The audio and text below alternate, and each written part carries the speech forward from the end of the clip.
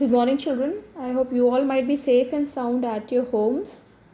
Okay, so today I'm here with a new poem that is Rain on the Roof by Coates Kinney in your Beehive book.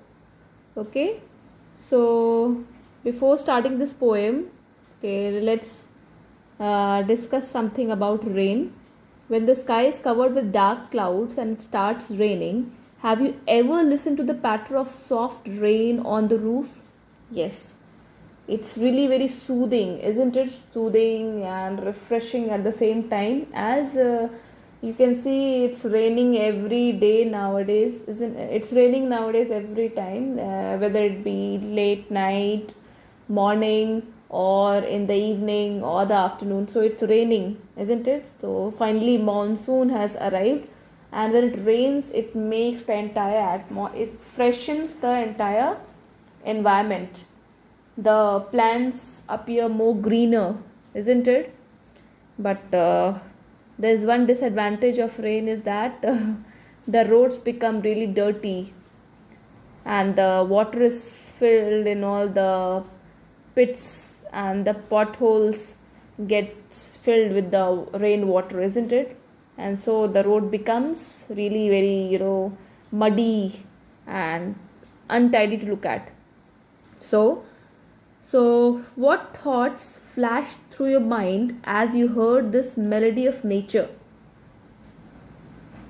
So, some people they feel like going to their beds and sleeping, isn't it? Taking the entire feel like enjoying the rain, isn't it? Now read the poem to find out what the poet dreamt of while listening to the rain. So let's come back. Okay, you can see when it rains, the entire environment freshens up. Okay, and the plants and the trees, they all start looking more greener. Now, so let's come to the poem, children. Let's as you can see the poem, in the poem there are how many stanzas? There are 3 stanzas. Okay, so let's read each stanza one by one. When the humid shadows hover over all the starry spheres and the melancholy darkness gently weeps in rainy tears, what a bliss to press the pillow of a cottage chamber bed and lie listening to the patter of the soft rain overhead. Every tinkle on the shingles has an echo in the heart, and 1,000 dreamy fancies into busy being start, and 1,000 recollections weave their air threads into woof as I listen to the patter of the rain upon the roof. Let's come to the 3rd stanza. Now in memory comes my mother, as she used in years agone to regard the darling dreamers, ere she left them till the dawn. Oh, I feel her fond look on me, as I list to this refrain, which is played upon the shingles by the patter of the rain. So you can see how beautifully the poem has been written by the famous poet called Coates Kinney. Okay, you can see how well the words are rhyming with each other. We have a beautiful rhyme scheme in this poem. So in this poem, the poem Rain on the Roof by Coates Kinney is a poem which is all about the poet's memories of his childhood. At night, when dark clouds cover the sky and it rains gently, then what happens, children? The poet lies in his cozy bed, comfortable bed, listening to the sound of the gentle rain on the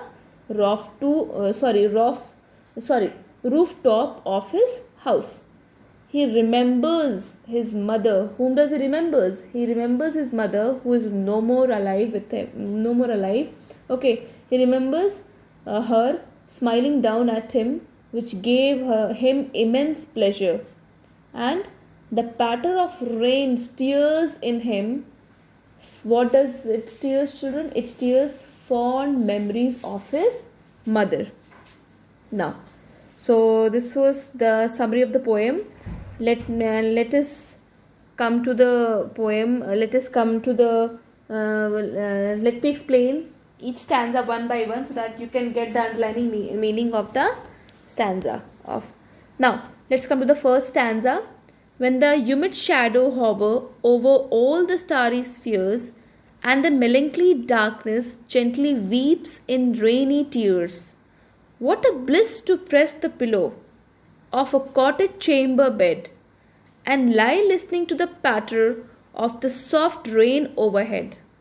So in the first stanza, the poet says that when the dark clouds, humid shadows means the dark clouds, children, which are moisture laden clouds, full of moisture मतलब क्या होता है जिसमें नमी होती हो, so moisture laden clouds full of water hover around. What do you mean by hover? Hover means to stay at one place in the air, understood? So hover around in the sky. And what kind of sky? Sky full of stars. Starry spheres means sky which is full of stars. So that is when these clouds float around the sky over the starry spheres, and then the huge cloud move around in the sky. And what happens after that? When the cloud starts moving, after that, what happens, children? The raindrops that seems like tears falling from the sky wipe the sad darkness of the night. जब आपने देखा होगा कि जब clouds आते हैं तो environment atmosphere it starts appearing very dull, dark. लगता है जैसे कि sky has become sad, isn't it? But it's not that. It all appears because it rains heavily after that. Now, and what happens? The raindrops that seem like tears falling from the sky wipe the sad darkness. And when you see कि जब बारिश होने लगती है तो धीरे धीरे environment जो है वो clear होने लगता है, atmosphere clear होने लगता है. Okay. Now, so here the poet is comparing the raindrops to tears. Why the poet is comparing, children, raindrops to tears? Because the rain because the dark sky seems very sad, and the sky appears as if it is weeping, and the raindrops are its tears. Understood? Now, in the next line, the poet says that it is like what a bliss to press the pillow of a cottage chamber bed and lie listening to the patter of the soft rain overhead. So in the next line, the poet says that it is just like a blessing to lie on his cozy bed. Again, cozy means comfortable bed. And where, children? In his room. And what does he what does he like to do? He likes to listen to the patter of soft rain on the rooftop. He enjoys the sound of the melody of the sound and the melody of nature. So patter is what, children? Patter, जब बारिश होती है तो बारिश की आवाज़, बारिश की बूंदें जब रूफ टॉप पे या फिर किसी भी चीज़ पे गिरती है तो टप टप की आवाज़ होती है. That is पैटरिंग. Okay, so that is patter. Now, let's move to the. I hope the explanation of the first this stanza is very clear to you. As you can see in the picture, how the poet is it's a blessing for the poet to lie on his cozy bed in his room, and he's just sleeping, or you can say he's dreaming. Okay, he's just listening to the patter of soft rain on the roof and enjoys the sound, the melody of the nature. Now, come to the second stanza of the poem, children.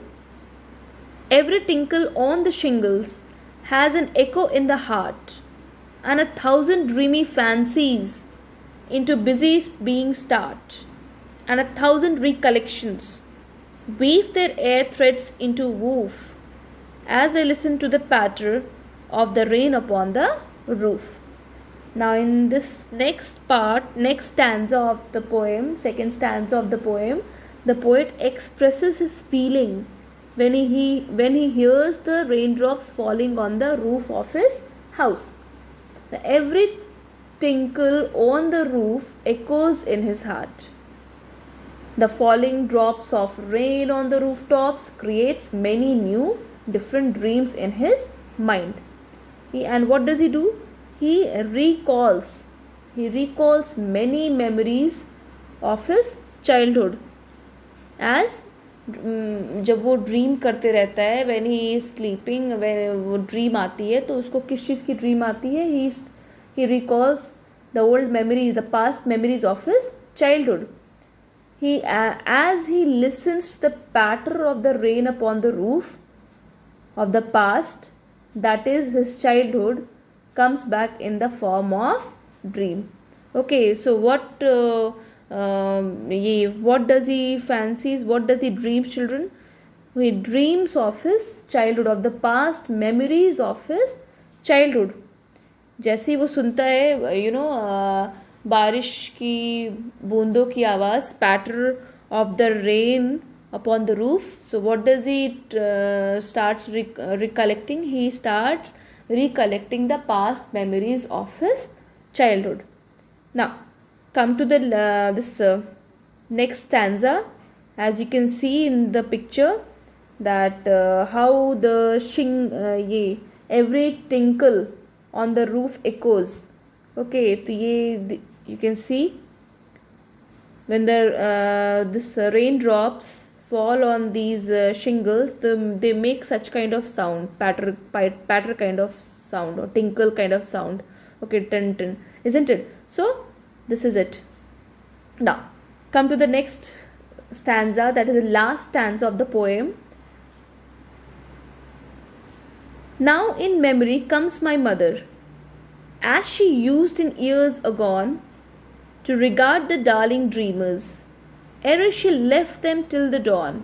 Oh, I feel her fond look on me, as I list to this refrain, which is played upon the shingles by the patter of the rain.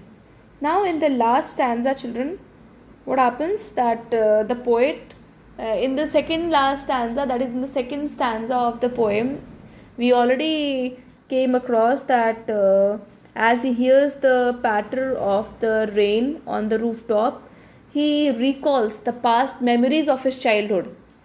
So what were these past memories like? These past memories were of his mother. Okay, so the poet says that he is dreaming of his mother. The single memory that comes to him is of his mother, who is no longer alive. Okay, she used to live in years agone, means now she is no more with the poet. Okay, she is no longer alive. He recalls the past and says that his mother used to love him a lot. Okay, so you can see to regard the darling dreamers, ere she left them till the dawn. So what does this line mean, children? That she would let him sleep until the dawn. Okay, so she would not disturb the poet and have sweet dreams.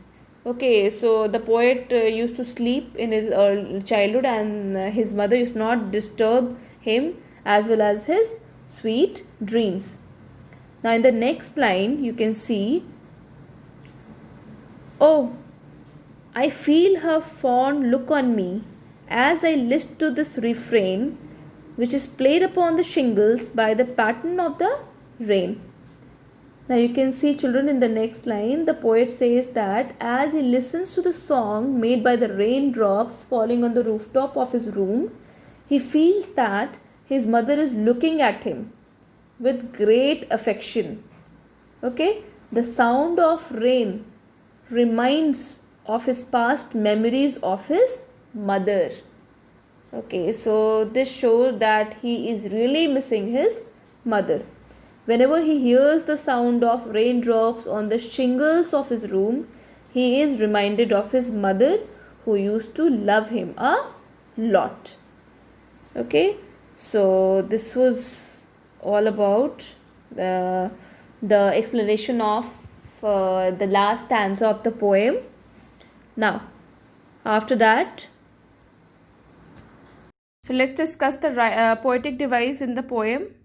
Before first we'll see the rhyme scheme. What is the rhyme scheme of the poem? So let's start with the first stanza.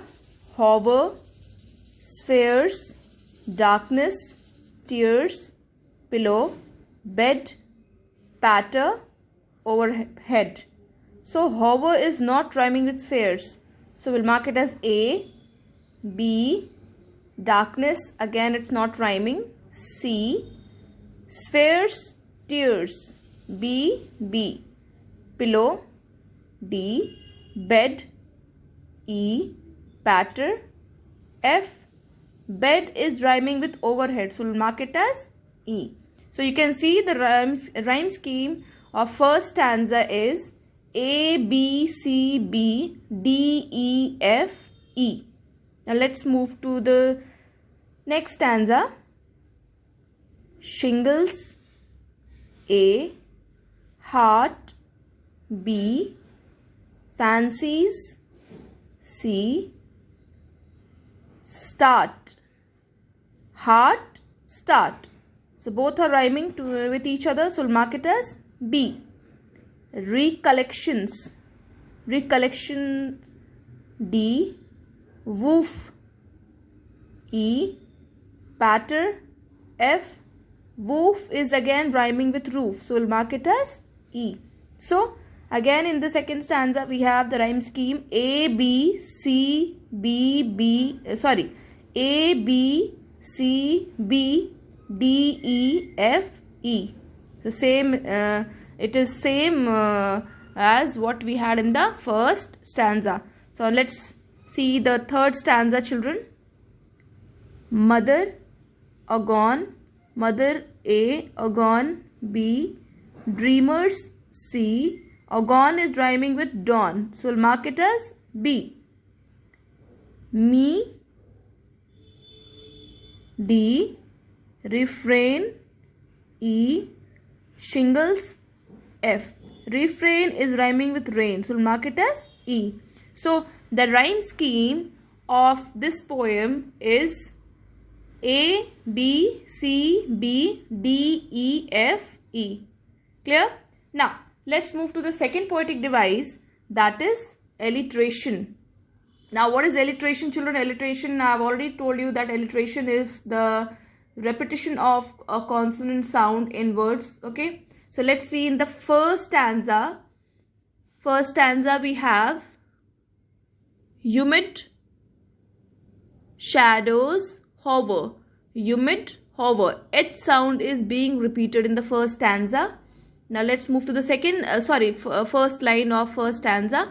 Now let's move to the second line. Starry spheres. S, S. Okay, so S sound is being repeated in the second line of first stanza. Now, let's move to line 3. Do we have any alliteration over here? No, we do not have any kind of alliteration. Again, in the fourth line, we do not have. Yeah, here we have, what a bliss to press the pillow. Press, pillow. P, P. So again, we have an example of alliteration over here. Cottage chamber, listening. Lie, listening. L, L. Clear? Then, so this was the example of alliteration in the first stanza. Okay. Now let's move to the second stanza. Do we have?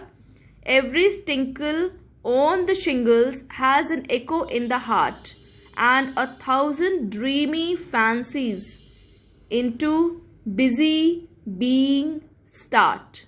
So we have an example of alliteration over here. Busy being. B, B. Clear? Now I don't think we have Any alliteration, example of alliteration over here? Weave their air threads. Their threads. So this is again an example of alliteration. Now, so this was all in the second stanza. Now let's move to the third stanza. Now in memory comes my mother. Memory, mother. Sorry, memory, my mother.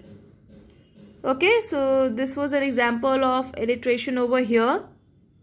Now, as she used in years agone to regard the darling dreamers.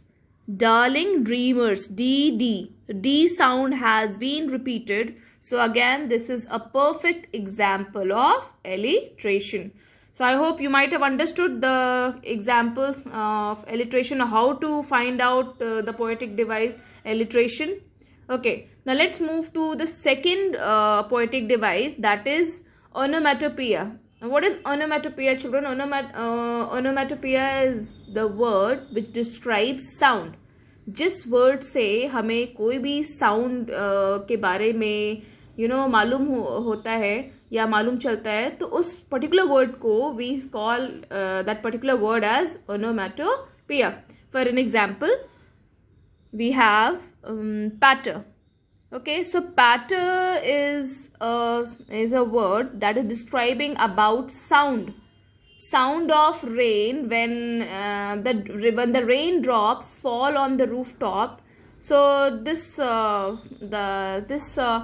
is a sound created, okay, and that sound is termed as patter. So patter is used to describe the sound of water, raindrop, not water, sorry, raindrop falling on the rooftop.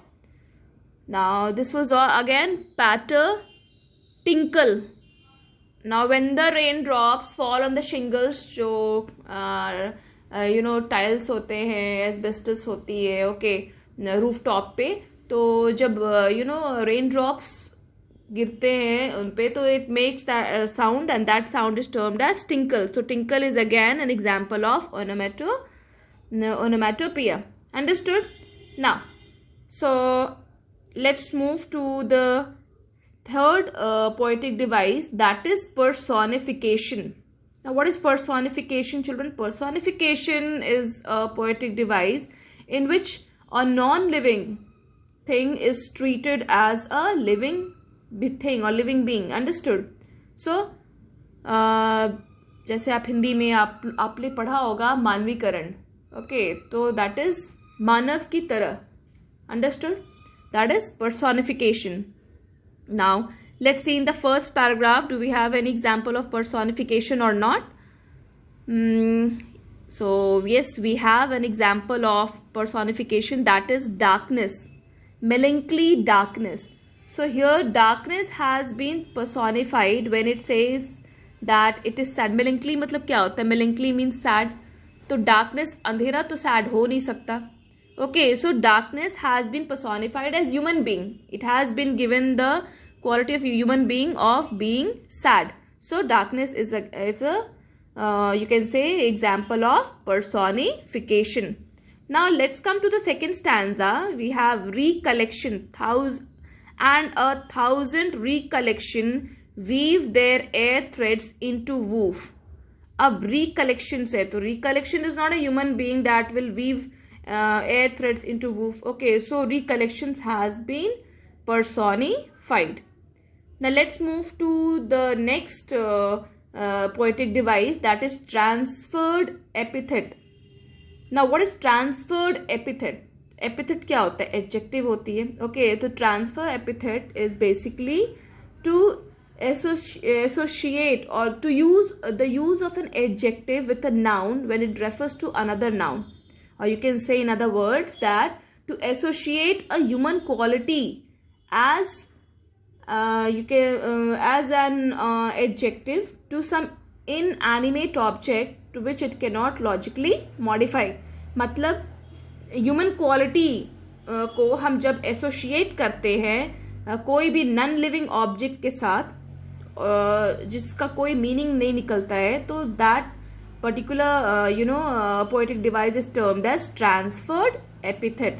For an example, we have in dreamy fancies in the second stanza. As you can see, dreamy fancies. So dreamy fancies. So fancies is again an inanimate object, and dreamy is describing fancies. Okay, so dreamy fancies is an example of transferred epithet. Clear? Now in the first stanza also we had melancholy darkness. Darkness cannot be melancholy. Okay, यहाँ पे darkness is not a living, but it has been given the quality of a living being, of being sad.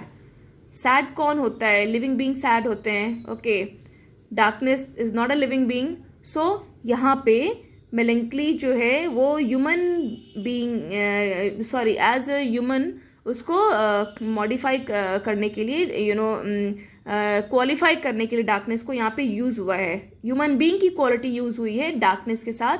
So melancholy darkness is an example of transferred epithet.